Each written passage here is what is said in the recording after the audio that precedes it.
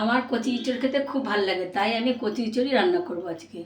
দানা ইঁচড় আমার ভালো লাগে না, দানা ইঁচড় খুব একটা আমি করিও না। ওই জন্য কচি ইঁচড়টাকে আমি মাংসের মতো করে একদম কষা কষা করে রান্না করব, সেটাই তোমাদেরকে দেখাবো কী করে করব।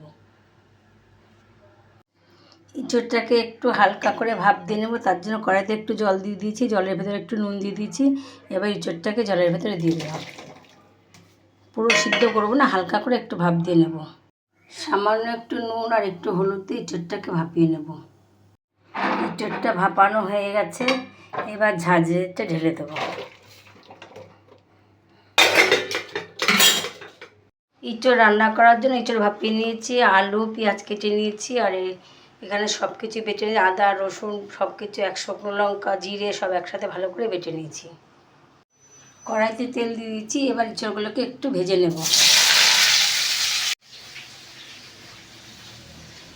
ইঁচড়টা ভাজা হয়ে গেছে, ইঁচড় আর আলু একসাথে ভেজে দিয়েছি।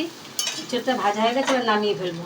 কড়াইতে তেল দিয়ে দিয়েছি, তেলের মধ্যে জিরে শুকনো লঙ্কা তেজপাতা ফোড়ন দিয়ে দিলাম।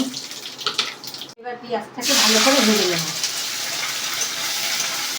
ইঁচড়টা কষানো হয়ে গেছে ভালো করে, এবার অল্প করে একটু জল দেবো, জল দিয়ে ঢাকা দিয়ে দেবো।